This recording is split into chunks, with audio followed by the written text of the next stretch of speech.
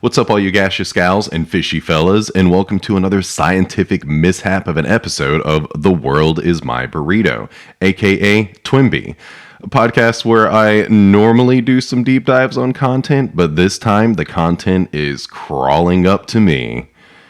You're listening to episode 15, recorded on December 10th, covering Junji Ito's GYO, Ugomeku Bukimi. Simply and boringly titled GYO in America. As always, I'm your host, Corey T, coming at you from Tampa, Florida. Today's episode is primarily a Let's Talk About It interview with Matt Hosh of Starfruit Books, so stay tuned for that. But before we get too deep, let's get into some kitchen keeping. Which I want to talk about this section in general. I think I confused myself somewhere along the lines, thinking this needed to be like announcements, but looking at previous episodes, it's also kind of been my personal history with the topic, providing motivations into the remainder of the episode. So, like, maybe my personal history won't need to be its own section. I don't know, just talking out loud here. This episode, and I guess my podcast in general, seems very fluid with the section usage. So, yeah, whatever. As stated in the last episode, in prep for any possible horror topics, I read a ton of horror and dark fantasy. Yeah, I know, it's rehashing. Deal with it. Some of the non-Ito manga covered were Kazuo Uzumezu's The Drifting Classroom, the first volume of the most recent omnibus, at least 15 volumes of Q Hayashida's Dorohedoro, Gamon Sakurai's Ajin Demi-Human, and of course Oshimi Shuzo's Blood on the Tracks, and prep for that short box episode I was on. Then for some real books, I did Stephen King's duology of novels, The Shining and Dr. Sleep, and Silvia Moreno Garcia's historical horror, The Daughter of Dr. Moreau, Paul Tremblay's A Head Full of Ghosts, and Patrick Susskind's Perfume. Amidst all of that, I knocked out a few Ito titles, such as Tomie, Uzumaki, Lovesickness, Remina, Deserter, Frankenstein, and finally, our titular topic, GYO. Maybe a lot of that should have been mentioned in the last episode, but I really needed to, break through that dam of just getting an episode out. This content is why that episode took so long to release. So much damn reading between August through October. I take a lot of notes to weed out what I'm most interested in, and also have for possible future episodes, so that when I come back, I kind of have a similar mindset. I already sort of know what I'm getting into. And the Barker decision came at the very end of all of that and merited so much more diving. How do other podcasters do this stuff again?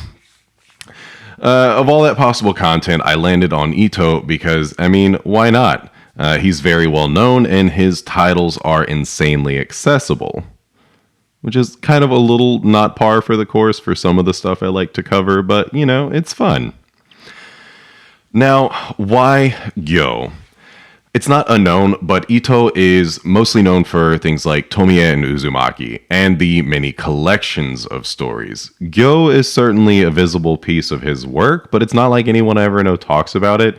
I feel like Uzumaki and Tomie get a ton more,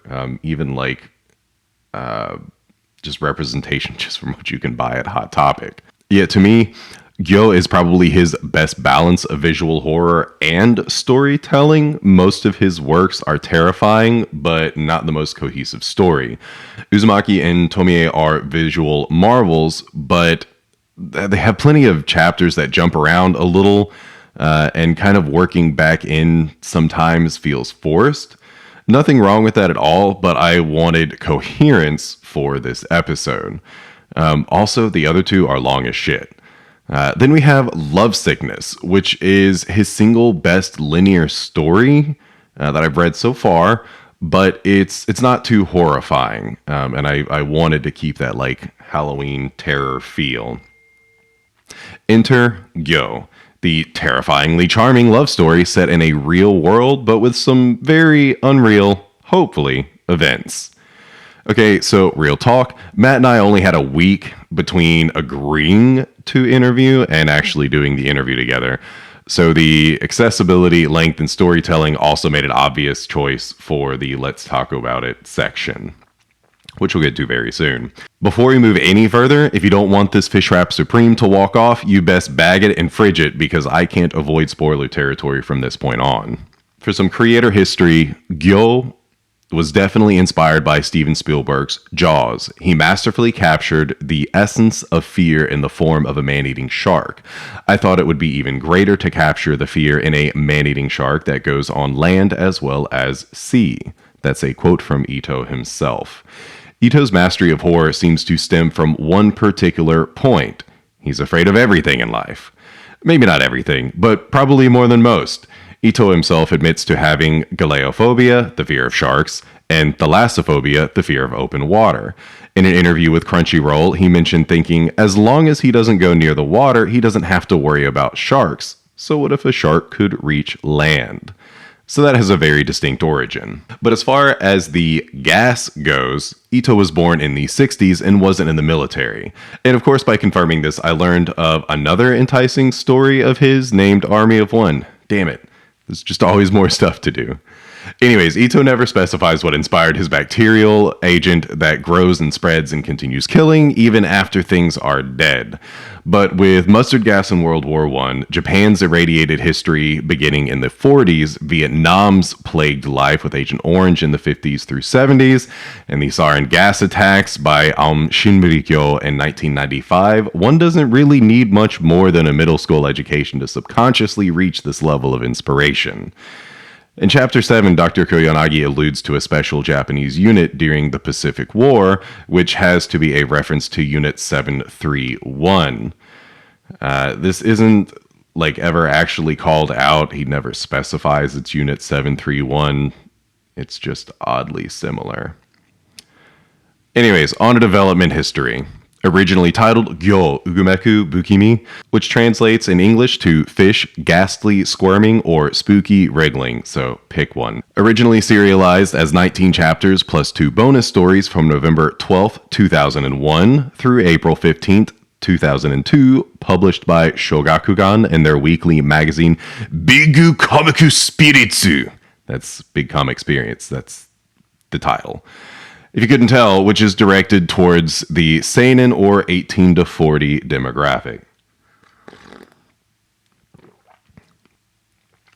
Oh man, Vagabond Coffee and Jack's has some great Ugandan coffee there. So, if you're in town, drop by Vagabond. Don't tell them I sent you. In 2003, the stories were collected into 2 volumes, the Japanese editions released in February and May of that year. The American first editions were originally published by Viz Media in 2003 and 2004, respectively, with the second editions in 2007 and 2008. The hardcover monochromatic deluxe edition that everyone has probably seen at this point contains the entire collection. It was first published in 2015, with the 10th and current edition releasing in 2021. It's worth noting the beginning and ending inside pages of the singular collection are the original first and second collection outside covers. There was also an OVA titled GYO Tokyo Fish Attack, produced by Ufotable Yugen Gaisha, directed by Takayuki Hirao, with character designs by Takuro Takahashi. It released February 15th, 2012, at a runtime of 75 minutes. Terracotta screened the film in London at the Prince Charles Cinema from April 12th through 15th, 2012, as part of their Terracotta Far East Film Festival. Aniplex released it as DVD only in North America July 9th, 2013. I still haven't seen this, but through the magic of podcasting, that may change before I complete this episode. Hold on to your butts. Without further ado, in the moment you've all been waiting for, let's talk about GYO with Matt Hosh. Now, there isn't any video of this, just because that was not happening at the time. So stare at whatever I choose to put on the screen if you're watching this on YouTube, which I'm doing for the second time in a row. For this part of Let's Talk About It, I am being joined by Matt Hosh. Hey, Matt. Hey, how are you? Doing well. We're chilling here in the Grind Cafe and Coffee Bar, so if you hear a lot of background noise, that would be why. I wanted to chat with Matt. I've been wanting to chat with him for a while. I met him at MetroCon and mentioned him in my episode on, Buddha. There we go. on the Buddha episode that I just did. So now I get to have him here.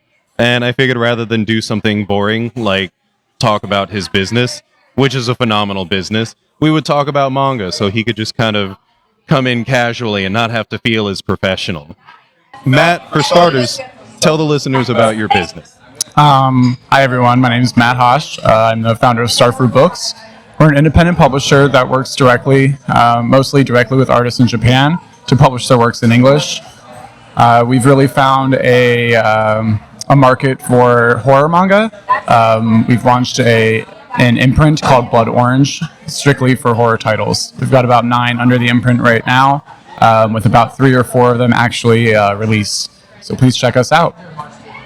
One of the other reasons I picked Junji Ito is because so far the only book I've purchased from Matt, but at the con was by Hideshi Hino, which is, if you look in the back of literally every single Junji Ito manga, he mentions Hideshi Hino as an inspiration.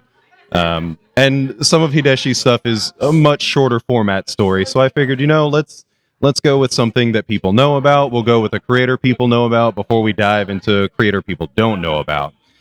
And one of the reasons I picked GYO is, honestly, it's one of his shorter works. It's nowhere near as long as Uzumaki or Tomie. There's not as much of an investment in it, but it is still a very effective, singular story. It's not quite as stretched out, or it is more linear. It's not as disheveled as maybe Tomie or Uzumaki can become, but it is longer than any of his short stories. With that said, Matt, what is your connection with horror manga? Well, I personally don't like to watch a lot of horror movies. I can't handle the scare and the jump scare. But I've found that reading it's a little bit easier for me to read, or handle, I guess you could say.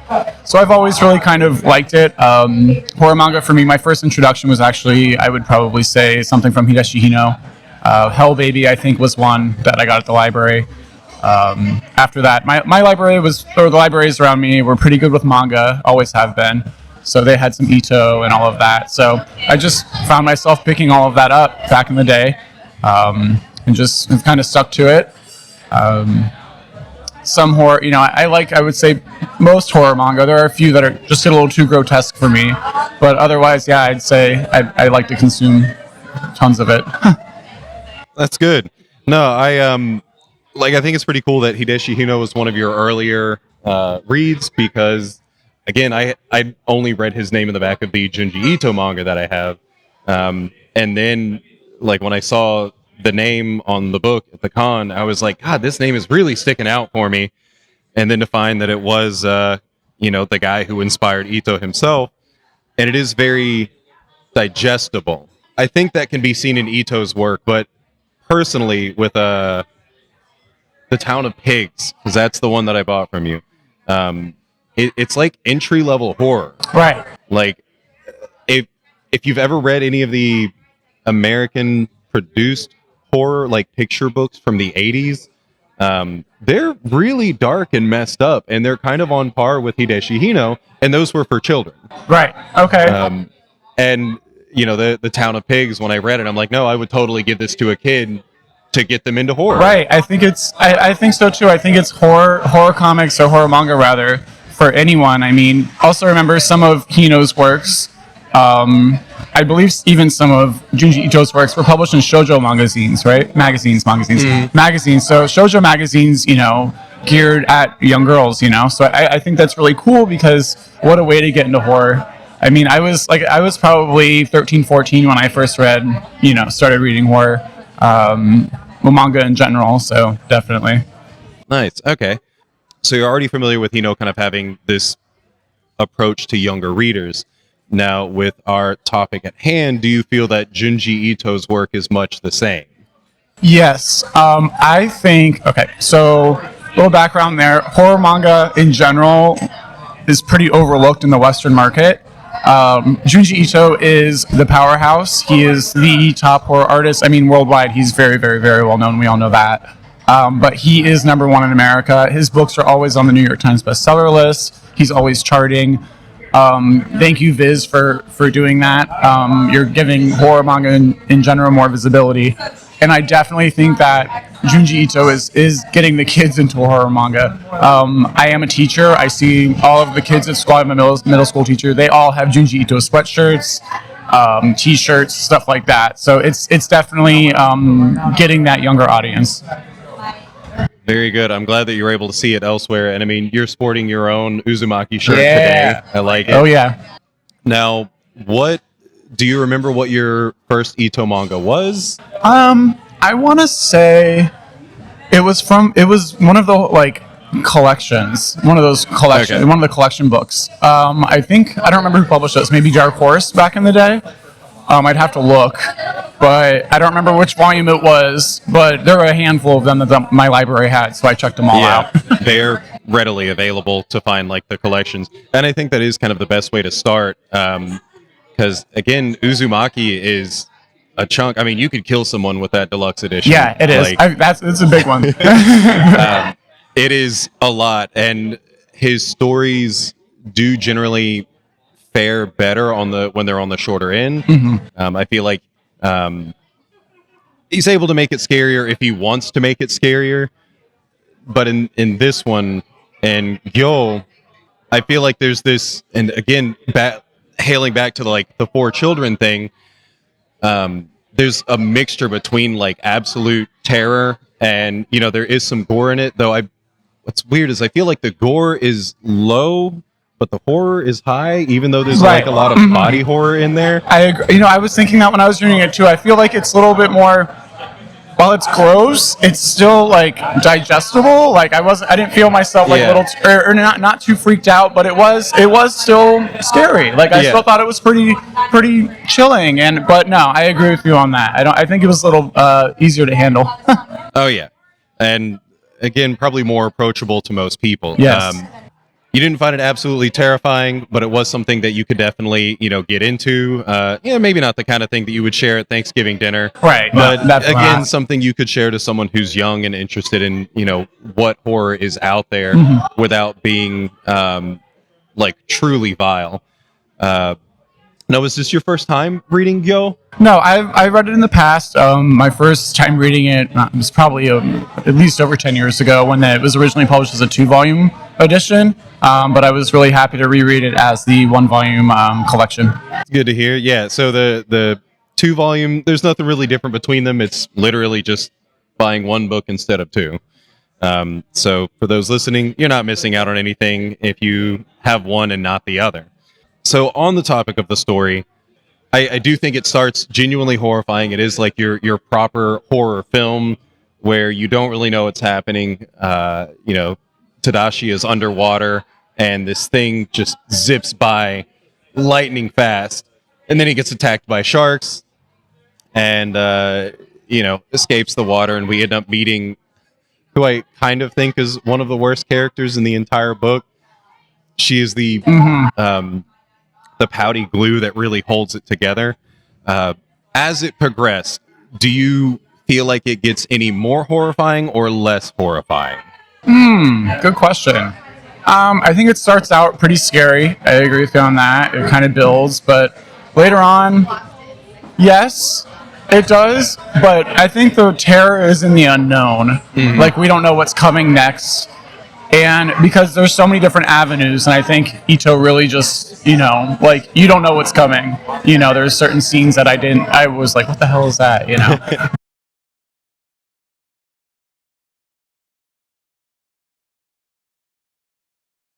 Yeah, and I feel like some of the steam loss might have come with the really honestly, like maybe in the explanation of I agree. Yeah. I agree. I think the explanation. Yeah. So one thing about the explanation is I liked the technical and mechanics of the legs, but I feel like it kind of demystified it and it fell flat. And to that same point, one of the things I'd completely forgotten until rereading it today was at the very end, there is kind of the secondary explanation. Like you get Dr. Koyanagi's explanation of this was it's a machine. There are pistons, there are mechanics, there are inner workings, but then at the very end, the scientists from Kyoto mentioned that there's not a single screw or anything on it. Not a single soldering point. There's Right. nothing. And I felt like that came kind of awkwardly late because through the entire, like the visuals of this book are on point. The whole time, part of the terror is, well, this is definitely a machine, but I'm not seeing it. Like it looks very natural. It's organic. It's, I guess it would be biomechanical. Right. You know, to go in and try to break down to a little bit of a sciencey thing. I feel like that's a very Ito-esque thing to do. Yeah. Again, for the longer stories is to have some type of explanation. But to see just how organic they look versus the one that Kaori is found in later on in the story. What did you think of the design of like the two different humanoid models versus the? I liked them. Yeah. Yeah, I really did. I liked how like ugly they were and just how like not approachable. I did also like how he was still loving towards her and still accepting and still like, you know, I'll be with you till the end kind of thing. I thought that was kind of sweet. Is as annoying as she was. Yeah. I would have left her a long time ago is all I'm saying. But Yeah. I would have just let her go. But it was, I liked that aspect of it. But I liked both. I would say I really liked the character design of everything, the fish included. Oh yeah. Well, one of the things I've noticed, which I haven't really mentioned my background with Ito, but I read, I think it was like 2 of the collections last year. And even though I've owned Tomie Gyo and Uzumaki, I didn't read them until like September of this year. But one of the things that I've caught throughout all of them is he can separate his characters like by how he draws them. They don't all look like the same person, Right. and they don't have anime hair. Right. Like your traditional anime hair. The protagonist Tadashi has this long jaw, which I think is kind of humorous. It's more so humorous when he's like scared in those scenes, but there's you always know what he looks like. You know, the humans themselves are distinct is the word I'm looking for, but I wouldn't say that they are drawn particularly well. They're just distinct. Right. But the sharks, the fish, Very detailed. oh yeah, like, you know, he goes down into like individual scales and stuff, especially when it comes to like rot and things like that. Yep. I think it's kind of funny that it's like the human element is secondary. Yes. We're just kind of there as a vehicle for these stories. Because in everything, like even in Tomie, the moment that Tomie breaks into like the second face or something with the photos is when Tomie becomes more detailed. So in this one, the humans are like, whatever.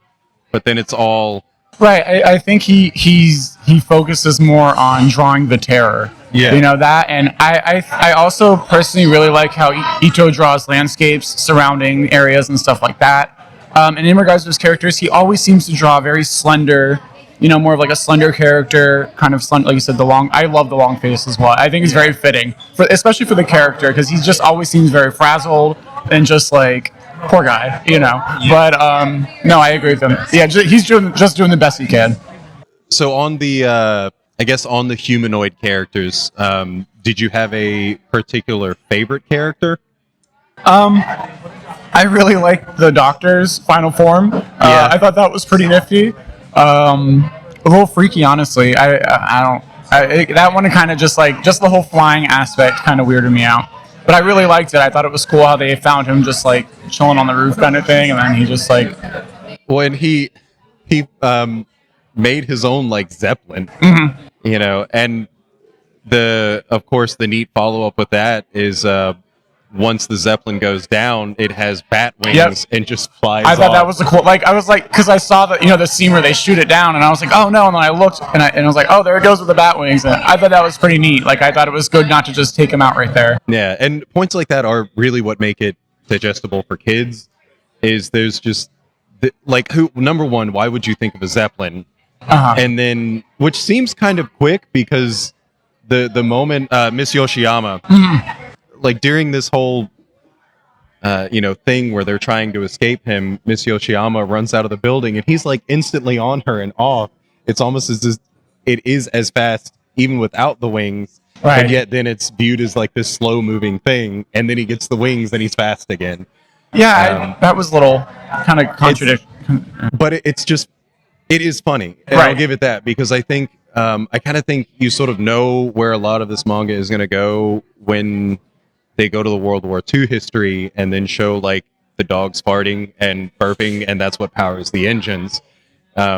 Which even you see it later on, like they do show like swollen dogs down the line powering these new machines as well, and it's like, the fish are terrifying and the dogs just kind of make you chuckle. Yeah, no, I would say the dogs I didn't feel threatened. Yeah. So it was like the fish though, like I was a little scared for those.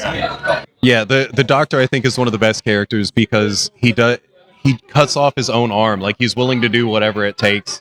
Just it's the traditional like Japanese science guy. Yeah, he's the crazy mad scientist who, has this invention that he wants for his own, so he can say that he did it kind of thing, and it just goes off the rails, and I don't care, I'm going to sacrifice my arm, and there it goes, and then it's crawling on the floor. He's like detached from reality. Like I guess he's peaked because he does seem kind of dismissive in the beginning, especially when talking about the fact that his second home got trashed. Mm-hmm. It's like he just doesn't care Yeah, anymore. it's just like, oh, who cares? It'll get fixed. It's all he's all into like He's the checked science out. of things. He wants to be a scientist, so I think it's great. Now the machinations of this story are, well, actually, starting, we have no idea where the machines come from. Right. Which is still something that remains throughout the entire story. The Kyoto people mentioned that maybe it was kind of assembled from the parts of old battleships, but that it is essentially infused with the bacteria, like on a molecular level. So, like, it starts with these machines that I guess are already different sizes because it doesn't seem like they grow. Right, yeah, they're all various sizes, and there's millions of them, and that's when they say, like, oh, they couldn't have made these couldn't have been, like, lab-made because there's so many of them. Well, and then in the storm drain, we see that, like, some of them are only about as big as a cockroach or something. Yeah, they had a few small, Yeah. I forgot about that scene. Yeah.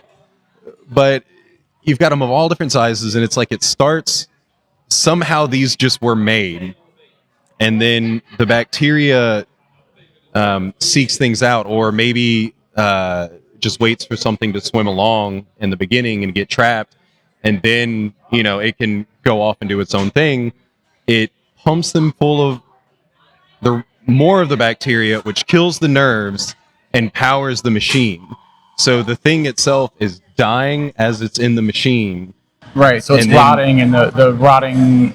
Yeah, it's dying as it's in the machine so that it can go out and spread itself to other people.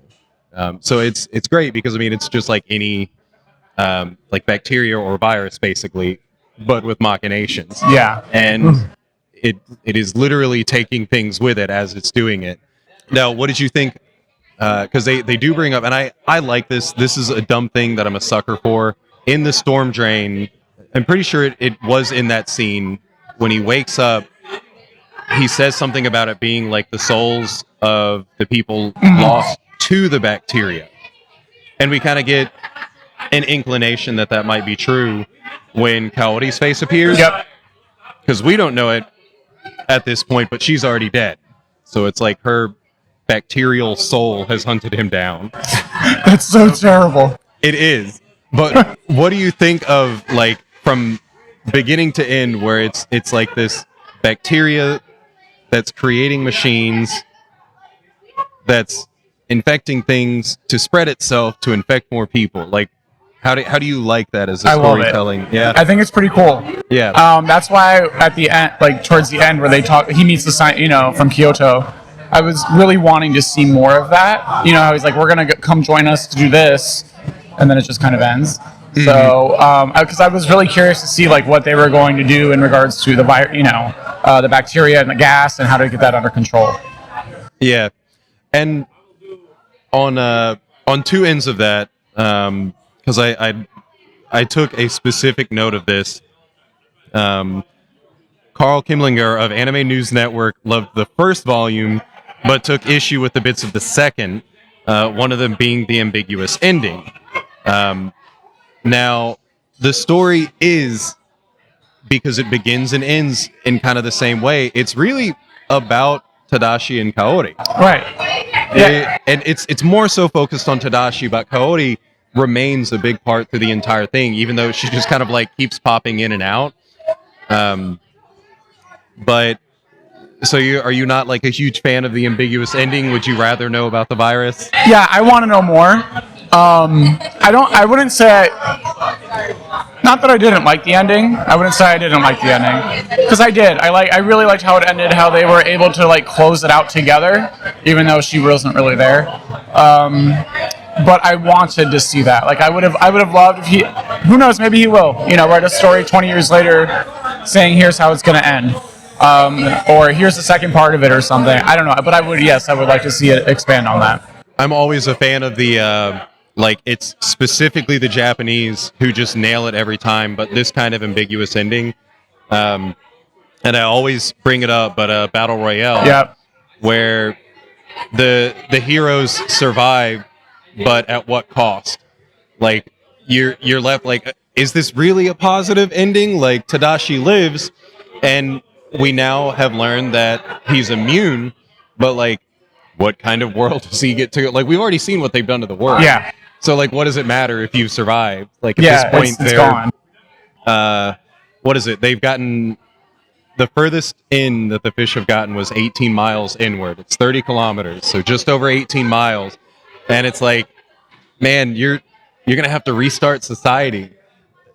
Like, how are you gonna get food? Like, is it gonna be easy to survive beyond this point? But I love that it ends on this romantic note where he finds the love of his life.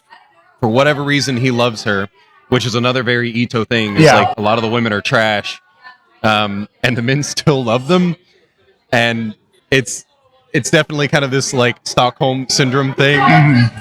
But and if y'all haven't read it, like, she really is a trash character. I'm not just down. No, she's terrible. Cody. She's absolutely terrible. She is toxic. Not a fan. Yeah, but the ending is still romantic. I thought so too. I was like, I appreciated the ending. I was like, this is nice, but I'm kind of glad that she didn't just die and that was it. Yeah. I'm glad they kept going because his love kept him going as well. Yeah. And because she was just whiny for like the first half of the book, or the first half of the story. But then in the second, there's still kind of excluding the moments where it seems like she is acting on her own again. Mm-hmm. The character is still very erratic, like in the way that it acts and moves around. So you still have, it's like the soul of Kaori is still there. Yeah, 'cause she's just all over the place. Yeah, where like most things are trying to kill or invade, it seems like there's still this emotional reaction to things. So I think it's funny that even in this absolutely horrific state of decay, that the beginning state of decay, there was still a Kaori there. And then when she like pushes her own button, like frees her own hand from the confines and pushes the button to escape from the biomechanical ones, and there's even the moment where she cries when she sees. Yeah, that was odd. And I she still had some humanity left, I guess. Yeah, the romance in here, and this is a thing that I really appreciate, because there's no explanation. No one can say anything, because at this point, the only two people who will talk have stuff shoved in their mouths. Yeah. Like the scene where the professor is coming out in his blimp, his Zeppelin, and Kaori's in the machine, they're both jealous of the other person. Yeah. Like the professor scurrying around. Yeah. It is just such a phenomenally weird romance. And I'm always down for like weird horror romance. Same here. I agree. I thought it was a good, not twist to it, but a good flair to the story. I really thought it fit well. Mm-hmm. But I think you're right. I think that was more of the focal point of the story, and it just kind of everything was drawn around it. Yeah, it's it's like a story essentially about one relationship and then subtly about a second relationship between the professor and his assistant, the non-reciprocated love, which is, I don't know, she kind of goes easily when she goes. Yeah. Like, still terrified, Yeah. but, you know, she's with who she wants to be with. Now, how did you feel about the kind of odd battle between the biomechanical ones and Kaori's machine? Like, what were your thoughts on that when you read it? I felt bad for her because she was just like getting beat up. I thought that was interesting because they're pretty much like, you're not one of us kind of thing, because you're a fake, or you're man-made kind of thing. I liked it though. I thought it was pretty cool. Even though the gas is the same, like the bacteria is the same, Yeah. the machine is not.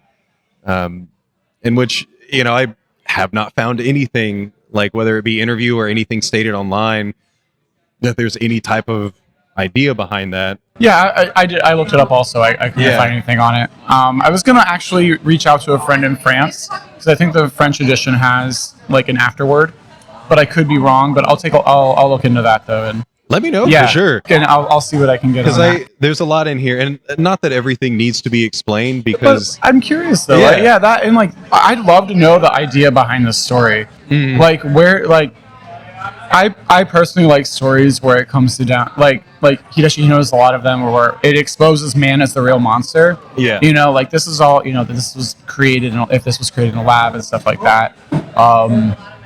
And just kind of uses a bioweapon to take people out.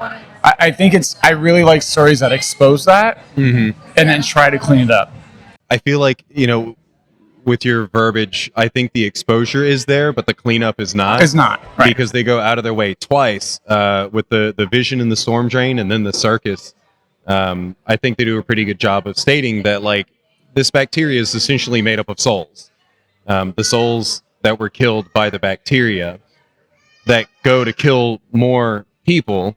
So it's just like this self-propagating thing. And man were the monsters, but that doesn't mean that that even the people in the future can escape from that. Like they did a lot of terrible things during World War II. You mentioned kind of wondering where the real world foundation was, and I took plenty of notes, and it's like there's so many. Like Unit 731 is kind of a lesser well-known but also well-known thing of Japan and during World War II that did absolutely horrific things. They're not specifically mentioned, but he does explicitly bring up World War II. And it's like, is this supposed to be some kind of ode to that? Where it's like, these were terrible things that we did to other people and it's coming back to haunt us. This was written in 2001, I think, was when it started. So, like 50 years later. Very well could be. It's like just been building this whole time. Which, it is funny that it's 2001 because there's a Godzilla movie from 2001 where he's the embodiment of the souls of the Japanese warriors who have been forgotten since World War II. Like their memory has not been honored. So that's kind of what this bacteria is not memories of soldiers who haven't been honored, but the memory, whether you want it to be a memory or not, is coming to kill you. Yeah, they're pissed off, and here they come. So yeah, and they do. It's not shown a lot, but they have like a weird psychic energy. There's the few instances where they literally grab people, like they pull that one dude onto the giant, the whale. Yeah. Or no, I guess it was the great white. Yeah, it was the white. Yeah, the great white. I thought that was cool. The one like towards the end where it showed all the souls, like all their faces, and like a double spread kind of thing. I think I like how he draws. Oh, I like all of his art, but I really like how he draws mist and stuff like that. Yeah. It's in all of his works or souls or anything. It's very mystifying. It's scary, but it's not too, terrifying. Like, it gets the point across, I guess. And to that point, it kind of goes back to what we said earlier, where the characters aren't always special as far as their visual, presentation goes, but everything around them is just, you can tell like in my mind, he probably spent days working on just those like fog or mist or smoke or fire scenes. That just seems like a lot of work. Yeah. That, and in regards to like the lettering and stuff like that, I was looking at it, and shout out to whoever had to do those sound effects, because he does a lot of speed lines or like very straight lines, and that just looks really hard to work with. So hopefully you had good files, but you probably didn't. So that's not how the industry works. So Definitely not back then, I'm sure. Definitely not in the early 2000s. So I really liked it as a whole, though. I really enjoyed the story. I'm glad you actually mentioned that we were going to read this one, because it's one that I'd not forgotten about, but it's, like I said, it's been years since I've read it. So it was really nice to be able to pick it up and give it a read. And I think I'm going to do a Junji Ito binge now. I've got probably like 5 or 6 of his books that I haven't touched, so I want to kind of just knock those out. Well, I feel like it's too easy to get hold of them and very difficult to get through them. Yes. Because they are, I mean, when you see, like I said, Uzumaki, you see that book, or Tomie, it's dense. They're both packed, and it's daunting. And where it lacks dialogue, because it's not an actual book, it's manga, it's replaced with detail. And like, I did want to bring up the art in general for this. I mean, Ito's art is renowned, so it's not like we're breaking new ground. But with all of his work, not just GYO, you just sit and stare. And I feel like his work is best read twice, so that the second time you can just stop and look at more. Right, I agree. And so I read mine digitally on my iPad. And I like to read digitally sometimes for spreads and things like that. I read some of it on the computer as well. So a lot of the 2-page spreads look really nice, like when I was reading on the computer, and the details really there. I'd be curious if he's still drawing, if he draws digitally or not. I'd be curious. I never even thought to. I'm not too sure. Look that up. Yeah, I'm not too sure. I'm gonna ask. I'll ask. I have a friend that's friends with him, so I'll ask. Nice. Yeah, it's. I know there were a lot of people who were quick to take up like the digital platform, even in comics, like years and years and years ago. Yeah, like 90s even. Some of the most prolific comic book artists even started because they were like, "This is great. Like, I love this." Much quicker. Just jumped right into digital. Wow. And I mean, he's born in the 60s, I think. Yeah, I'm pretty sure he was born in the 60s. I've got notes somewhere. So while he would definitely have grown up with pen and paper, I feel like by the height of his career, that's when the digital age started. Right. Because Tomie, I think, was late 80s was his first piece, or maybe early. It was the 80s, I'm pretty sure.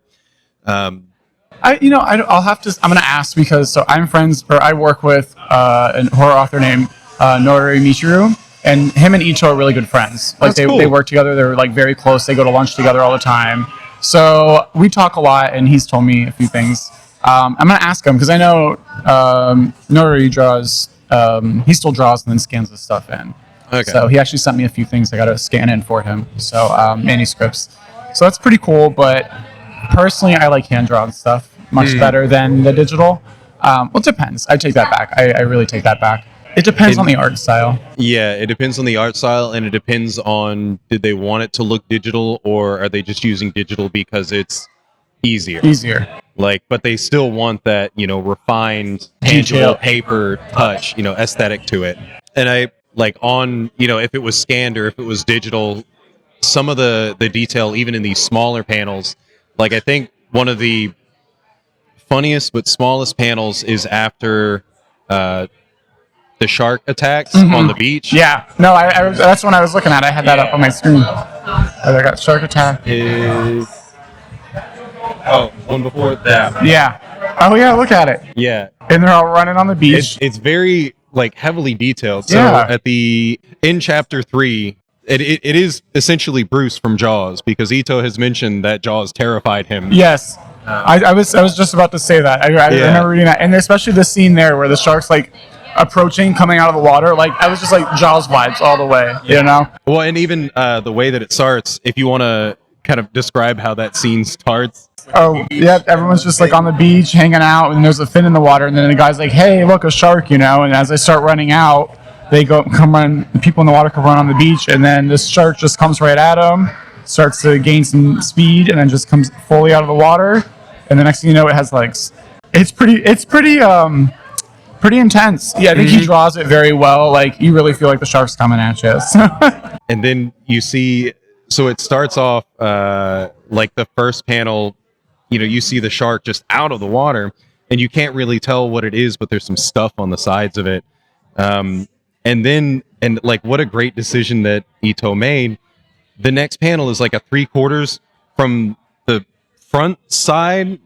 Like, if you were standing, basically in the direct middle of a great white, looking towards the nose, then you very clearly see, you have no idea what you're seeing, because it's just like so weird. There's all these things going into the shark's gills. And then the humans are like humorously terrified. But then the panel at the bottom, the one that I brought up, is very well detailed. It's this beautifully framed shot. I agree. I think it's so nicely framed. I would love to see this like done as a movie. Just this one panel right here, because it's curious. I like how it would be shot from around the bushes and around the trees and stuff. Trees and bushes, it's just perfect. Ranging from the left and on the bottom and on the right, and then you've got just the tiniest bit of beach, and these little tiny figures running away from scrambling. The shark. It's so great. And what's the next one? And then that ends that scene. I feel like if you didn't know what was going on by then, now you kind of have an idea that everyone's screwed. Other than that, I think for the most part we've covered everything that'd be worth chatting about. Are there any other particular notes? Was there anything else you wanted to address? Like I said, I'm curious about inspiration behind the story. That's something I really, really am curious about. So I'm going to look into that, see if I can find anything. I didn't see much about it though. I did a little looking, but not too much. I found the sewer part. I didn't care for it. It weirded me out. That is like the one thing that I thought it was like creepy and scary, but this like grossed me out. Just the thought of like being in a sea of fish with legs. Yeah. I just couldn't do it. That I did really like though, the octopus. That does bring up something when I reread it. Just, I love almost how humorous that is. I thought so too when I saw it, because I'm like reading and he's out looking, he's avoiding the stench, seeing the army fighting off all these different sharks, and it looks like a swordfish. And then he just walks and something grabs his leg and it's an octopus. And the octopus does not look threatening.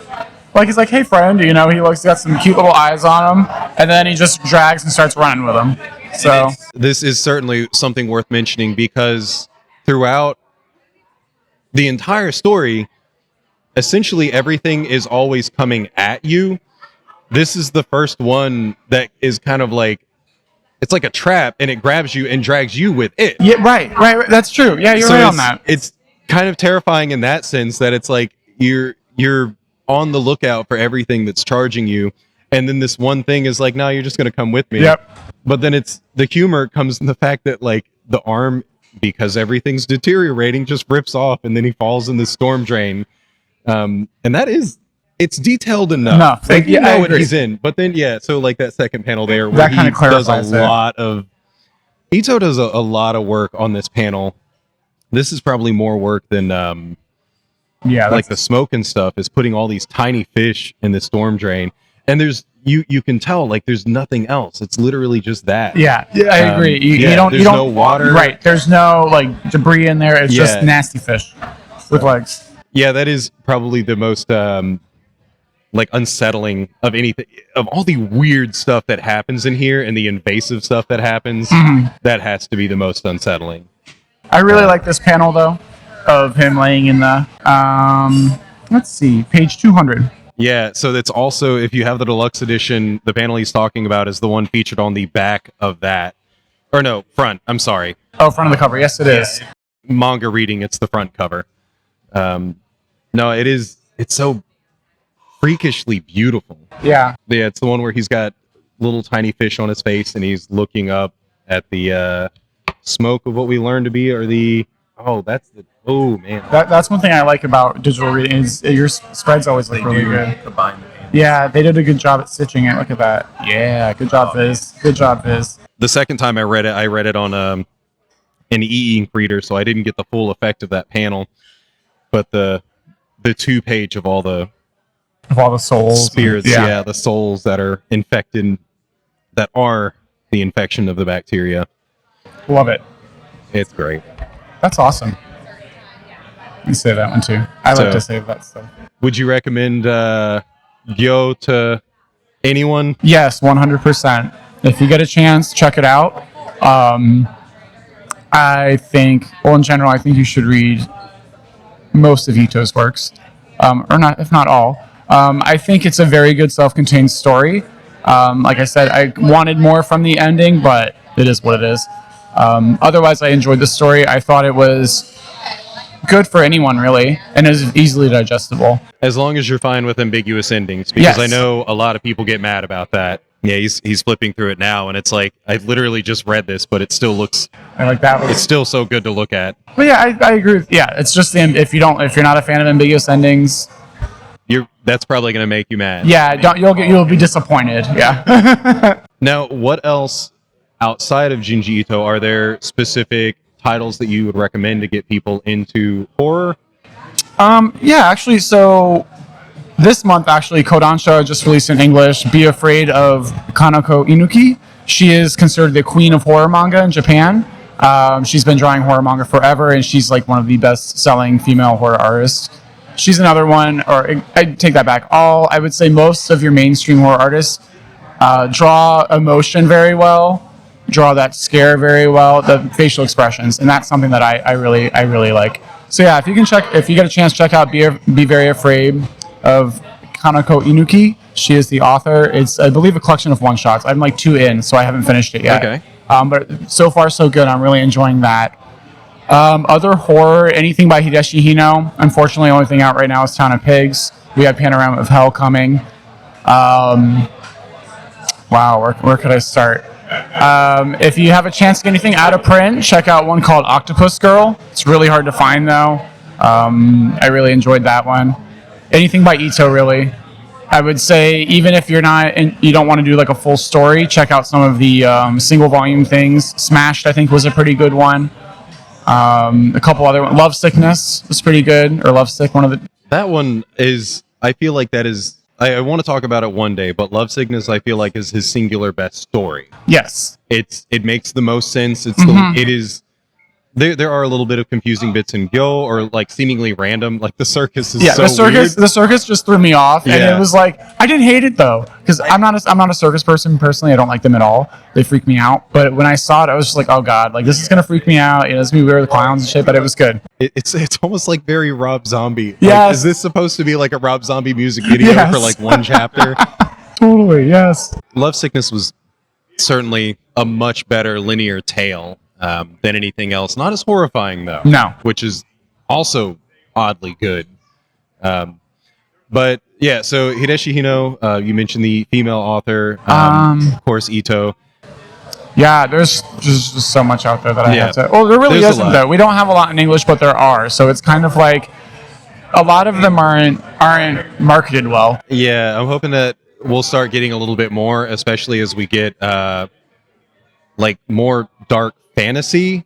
Because what is it? Ajin, the Demi-Human, is listed as a horror manga, but I don't... I wouldn't... Yeah, I'm like with you on 5 that. volumes deep, and I don't find it horrifying. You know, actually, I will... Let me pause on one that just came out in print, and I would highly recommend PTSD Radio. It's very, very good, very horrifying. Okay. Monsters... I haven't heard that at all. Yeah, that just came out in print. It was a digital only, and they just printed it. So I would highly recommend that one. I enjoyed that. I need to buy it in print. I only have the digital edition. I will have to look that one up, because I definitely need to add to that horror. It's so finally we're finally getting horror manga in English. I mean, it's been a long time coming. We've gotten a few over the years that just trickle through, but nothing substantial. We're fortunate now that Kodansha has an English presence, publishing their own comics, so they're able to hopefully get out some more horror. They have a lot of horror under them, so I think that we're going to be blessed because they're starting to put stuff out. So it's only up from here. It sells well for Starfruit books. We sell a lot of horror. I only have maybe 2 titles out that are horror, but my Hideshi Hino is out of print again. I got to get it reprinted. That's good. So yeah, it's Good place to be. can't complain there. the demand is there. I mean, yeah, so definitely tons of horror coming, not just from Starfruit, but I know other publishers are going to follow suit. I just have a feeling it's finally happening. Yeah. Japan, I guess, also had a slump for a while with horror manga, but they're having a revolution again, so it's starting to revitalize as well. One of the things that I appreciate, and I've even like spoken with some of my comic book friends about this, but like smaller publishers are able to bring in things that like big publishers would never touch. Definitely. Like, you know, at this point, it's almost like if it's not shonen or if it's not somehow already known, like Ito, they're like, we're not going to touch it. It's not going to get touched. If you're not a shonen, or you don't have an anime adaptation coming, or already have one, if you don't have a video game tie-in, if you don't have anything else that's going to help cross-promote that product, you're screwed. Yeah. And from a larger publisher's perspective, I understand it, the logistics of everything. It's not cheap to license a book. However, that's for us, like you said, the indie publishers are coming in. I don't have to do a 10,000 copy print run. Yep. I can do a 2,000 copy print run, and these authors are like, go for it. So it really helps out. It really helps diversify the market. It really helps. I don't know. I think it also gives these larger guys a run for their money and kind of forces them to diversify as well. And kind of opens the public eye, not only to what's out there, but the corporate eye to like, well, maybe we're not making the right decision all the time. Right. And I have some friends, I won't say who, at larger publishers that I speak to. And, they're like, we're excited to see what you're doing because, it's the landscape's changing. I mean, for a while, we only had big publishers putting out the same stuff. And now, I love to use Seven Seas as an example because they've been putting out stuff that isn't as your traditional manga. Of course, they still have your isekai, LGBT romance, stuff like that, which is great. I mean, I read all of that, but they're finally doing some stuff from different publishers. Like Comic Beam is a good alternative publisher, stuff like that. Denpa is another publisher I really, really enjoy. I think I've read everything that Denpa publishes, minus 1 or 2 series. They also have a very diverse catalog, and they're kind of not doing your typical... They are, but they're not. I mean, you have to remember those mainstream series are what fund the smaller series. So unfortunately, they have to be there, as much as we don't like some of them. But it's nice to see that, especially the Western market, growing in a more open-minded direction, I guess you could say. Definitely. And I mean, you're on the front lines. You get to see it happen. Yeah, we're still way behind France. I think their market's like 4 or 5 times larger than ours. And they have such a great relationship with Japan, and manga sells so well over there that they just get it all. I feel like I've been noticing that a little bit more, and like trying to find editions of things, and you find them in like Spanish or French or something that's not English. And it's like, I'm mad because this is certainly a new, like a newer printing of something, but it's not available in English. We don't get it. Yeah, no, it's not fair. Spanish language markets as well. Lucky them. So they get some great stuff. They also have really nice editions. Like the binding is really good, and the books are great quality as well. Maybe someday we'll get that. We'll get there. I believe at some point we'll get there. We'll get there.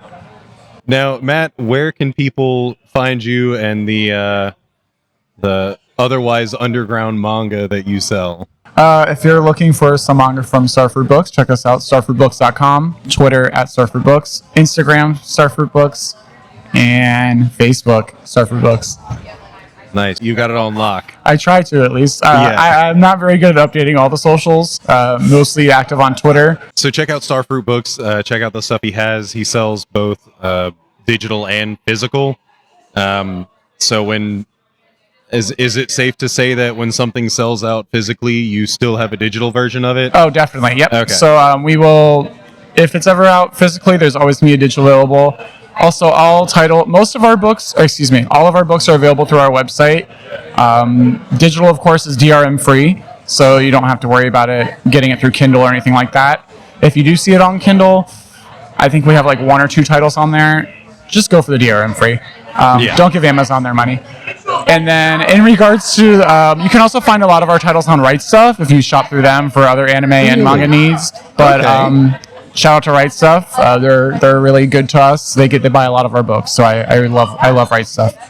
So check them out as well. But of course, if you buy from us, A lot of our books, full-size books, are coming with a free postcard with each purchase. Right Stuff won't be getting them because they would have to stuff them all, and they don't want to do all that. So, definitely check us out, starfordbooks.com, or any of our socials at Starford Books. Well, Matt, thanks for this being kind of like a last second thing. I think we agreed on this a week ago. Yeah, it was great. Actually, I was kind of happy because it's, I finally got some more time breathing again. I've got a little bit of time to actually read some manga. So I was really excited. Like I said, I've been wanting to read it, and it's just all worked out. So thank you for having me, and let's do it again. I'm up to read anything, so whatever. Well, that is it for this segment of Let's Talk About It. I hope you enjoyed that interview with Matt. He had some great input while I'm still learning how to do basic interviews. Thanks for carrying that, bud. Check show notes again for them longs. If I had to follow that up with anything, and I will, it would be a little more emphasis on the character relationships. Tadashi loves Kaori unconditional, but she's kind of a bitch who never reciprocates. Nothing he does is good enough, but he keeps pushing through, and she complains about literally everything. More importantly, the mirrored relationship of Dr. Koyanagi and Miss Yoshiyama. Yoshiyama clearly loves the doctor, but he is blinded with science! She blinded me with science! This is important, I swear. There seems to be some drive behind the infected creatures, but no emotions. But they're also mostly sea creatures up to this point, so the discussion of emotion is kind of moot.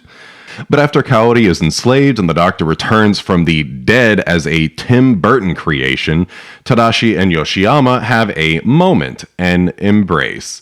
Not romantic, but in fear, after which Kaori tears up a little and tries to break them up. Then, before being brutally murdered, she also reaches out for Tadashi. The doctor reappears and steals Miss Yoshiyama away. In her final death, Kaori wishes to have Tadashi, and in his death, the doctor grabs his assistant.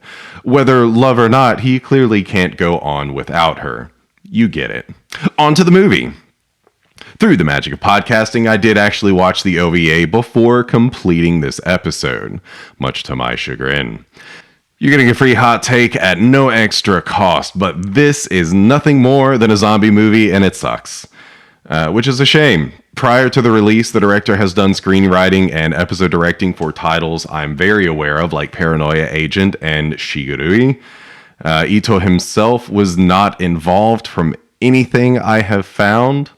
The studio Ufotable Yugen Gaisha has done quite a bit of stuff in the past. Honestly, nothing I've ever seen, but in current age, they are the ones who do Demon Slayer or Kimetsu no Yaiba. So in this movie, there are no fleshed out relationships. The main roles of Tadashi and Kaori are mostly flipped.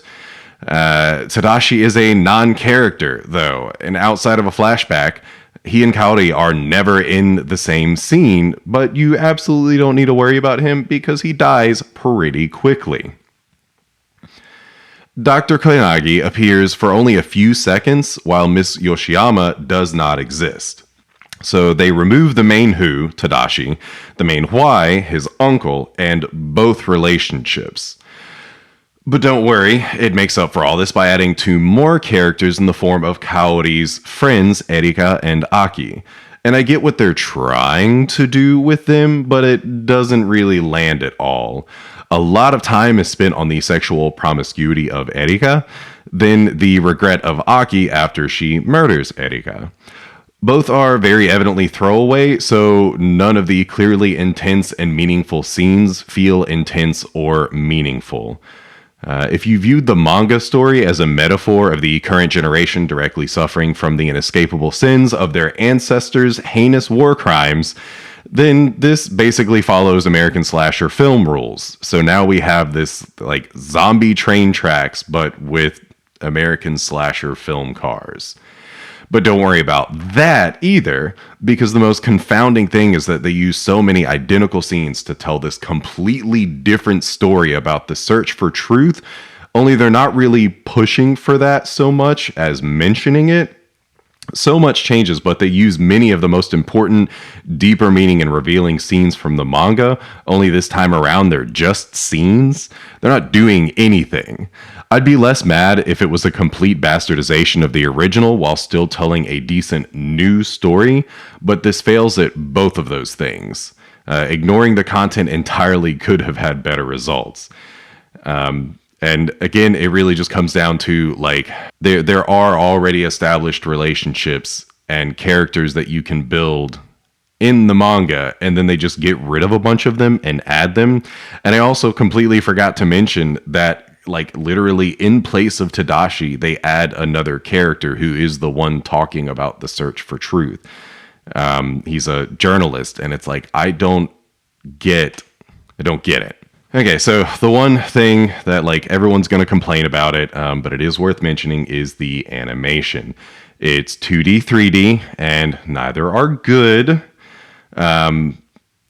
It's not just the 3D thing. Honestly, I don't know that Ito's work is good for the cartoonish type of CG animation. I will just say that, like in my opinion, do not use cartoony styled CG animation for Ito's work. Ito can do such a good job with only 2 colors and masters a lot of like bright and dark scenery and like harsh lighting.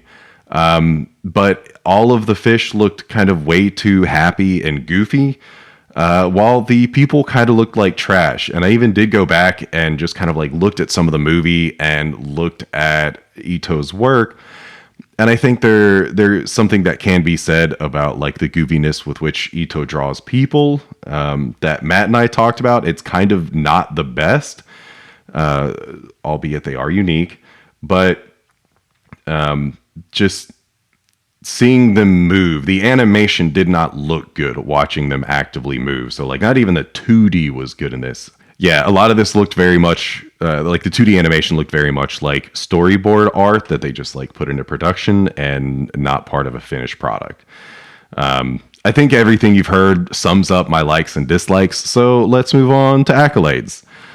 In France, GYO was nominated at the 37th annual Angoulême International Comics Festival, and Catherine Dacey of MangaCritic.com placed the manga at number 1 on her favorite spooky manga list. Ain't that something? Again, I didn't really find any. I mean, obviously Ito likes his own manga, and I didn't find anything for him to say about the OVA. Probably a reason for that. I think that's enough about our topic today. I feel like I've mentioned, like peppered all my resources throughout this episode. And there never was any real solid content, so I'm not going to do resources. And, let's move on to something I haven't done in a while, news. I don't do this very often. I guess a lot of news just isn't really worth mentioning, and I don't even deign to look up a lot of things, but sometimes there's news that's just too worth it. Y'all know I'm a kaiju fan. So I am elated at the news of the new Gamera Netflix series that was announced, titled Gamera Rebirth. It's being directed by none other than Shusuke Kaneko himself, who most notably directed the Heisei Gamera trilogy, the 2001 Godzilla film, which is like one of my favorite in the franchise, and the Death Note live-action movies. He does have a ton more, but again, these are the ones that I am most familiar with. The last entry in the Gamera franchise was Gamera the Brave in 2006, so this is a hell of a long time coming. Yeah, so dope. Keep your eye out for that. I'm going to be continuing to announce more about that. Legendary also announced that the newest Godzilla title would be Godzilla and Kong, which most fans could probably have predicted. In a strange and unanticipated series of events, I'm going to blend Nacho Business and my plugs together. On December 2nd, I was able to attend the 400th episode of infamous Jacksonville podcast, Straight Chilling, the horror film review podcast. It was a grand time, and I want to give huge shouts outs to my boys. Check out Straight Chilling on YouTube and anywhere you listen to podcasts and any social media. I also just did a rant of Christmas with the Neatcast. I am the first one, so like the bar was set really high. Go check out the Neatcast and listen to me rant. It actually, oddly, is somewhat related to the Gamera thing. So mentioning the Gamera news is very bittersweet for me. Go check out the Neatcast episode. Before we depart, I would once again like to thank Matt Hosh for taking the time to hang out and chat about some wonderful manga. Audibly, go check out Starfruit Books. He's very active on Twitter. Check out the website and find his physical media, find that digital media. Check out some interesting manga. I regretfully have not gone much deeper into his catalog just yet, but welcome to the horror season of reading all the stuff I have. So very soon, Matt, I'm going to be checking out some of your other content myself, and maybe we'll have something a little more relative to talk about next time. Hope to see you again soon, bud. For all you listeners, go check me out on YouTube now. Go communicate with me. Email twinbpodcast@gmail.com. Twinbpodcast on all forms of social media, though I am most active on Twitter and kind of Instagram. Until next time.